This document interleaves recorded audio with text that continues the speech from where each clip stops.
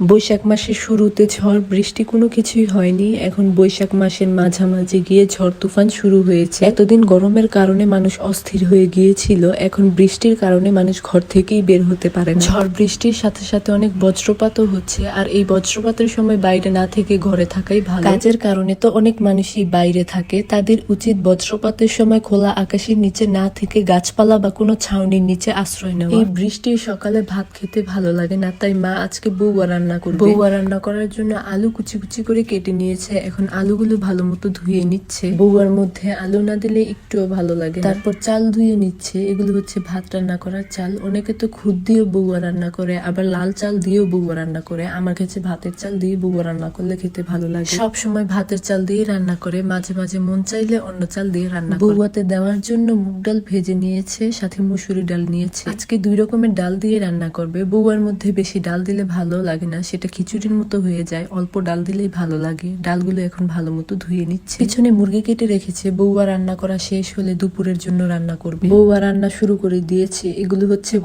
গরুর তেল দিয়ে রান্না করছে। পেঁয়াজগুলো আগে ভেজে নিচ্ছে। পেঁয়াজ ভাজার পর আদা রসুন বাটা দিয়ে দিচ্ছে। আদা রসুন বাটা দিয়ে ভেজে নেওয়ার পর অল্প একটু হলুদ দিয়েছে আর পরিমাণ মতো লবণ দিয়েছে। এখন ধুয়ে রাখা ডালগুলো দিয়ে দিচ্ছে। ডালগুলো ভেজে নিবে কিছুক্ষণ। ডালগুলো ভালো মতো ভেজে নিবে। ডাল ভালো মতো ভেজে নিলে সুন্দর একটা গ্রান আসে। কেটে রাখা আলুগুলো এখন দিয়ে দিচ্ছে। আলুগুলো দিয়েও কিছুক্ষণ ভালো মতো কষিয়ে নিবে। আলুগুলো সিদ্ধ হওয়া না পর্যন্ত। আমরা হচ্ছে মুন্সিগঞ্জের মানুষ, আর মুন্সিগঞ্জের ঐতিহ্য একটি খাবার হচ্ছে বউয়া আমরা এভাবেই রান্না করি। এই তো ডাল আলুগুলো সব ভালো মতো কষিয়ে নেওয়ার পর এখন ধুয়ে রাখা চালগুলো দিয়ে দিচ্ছে। চালগুলোকেও ভালো মতো কষিয়ে নিবে। বউয়া দিয়ে খাওয়ার জন্য বেগুনের ভর্তা বানাবে। বেগুনগুলো আমাদের গাছে। বেগুন পুড়ে ভর্তা বানাবে, তাই বেগুনগুলোকে আগে কেচে নিচ্ছে। বেগুন পুড়ে ভর্তা বানালে ওই ভর্তাটা খেতেই ভালো লাগে। বেগুন ভেজে ভর্তা বানালে ওই ভর্তাটা মজা লাগে না। বেগুন পোড়া দিয়ে আমাকে ধরে রাখতে দিয়েছে। মাও এক হাত দিয়ে বেগুন ধরে রেখেছে, আর এক হাত দিয়ে বুবাগুলো রান্না করছে। তো চাল ডাল আলু সবকিছু ভালো মতো কষিয়ে এখন পানি দিয়ে দিল। এই পানিতেই চালগুলো সিদ্ধ হয়ে যাবে। ঢাকনা দিয়ে ঢেকে দিল।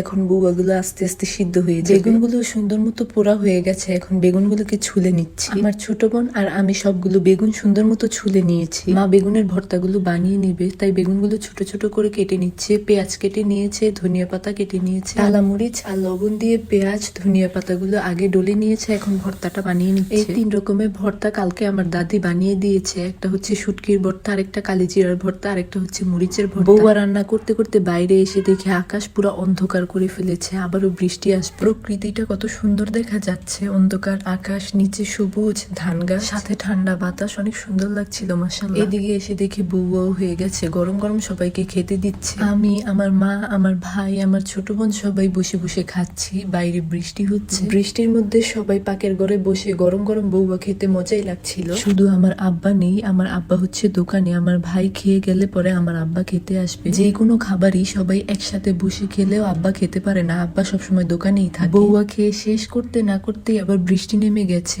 আর এই বৃষ্টির মধ্যে বারে বারে রান্না করতে ভালো লাগে না। তাই দুপুরের রান্নাও এখন করে ফেলবে। দুপুরে খাওয়ার জন্য নিরামিষ রান্না করবে, সাথে মুরগির মাংস রান্না করবে। নিরামিষ রান্না করার জন্য সবজিগুলো আগে কেটে নিচ্ছে। কাঁচকলা, কহি, পটল, বেগুন, আলু এই সবকিছু কেটে নিয়েছে নিরামিষ রান্না করার জন্য। নিরামিষের মধ্যে কাঁচা পেঁপেও দিবে, তাই গাছ থেকে আমি একটা কাঁচা পেঁপে পেরে নিচ্ছি। এই তো নিরামিষ রান্না করে ফেলেছে। আমার মায়ের আবার নিরামিষ অনেক পছন্দ। সাথে মুরগির মাংস রান্না করে ফেলেছে। দুপুরবেলা নিরামিষ আর মুরগির মাংস দিয়ে খাবে। রান্না শেষ হয়ে গেছে। আকাশের এই অবস্থায় একটু পরপরই বৃষ্টি হয়, তাই একবারে রান্না করে ফেললো। রান্না করাটা একটা টেনশনের। রান্না করা শেষ, এখন আর কোনো কাজ নেই। বৃষ্টির মধ্যে বারে বারে এই ঘর থেকে সেই ঘর আসা যাওয়া করাও অনেক কষ্ট। রান্না করা শেষ, এখন বাইরে আর কোনো কাজ নেই।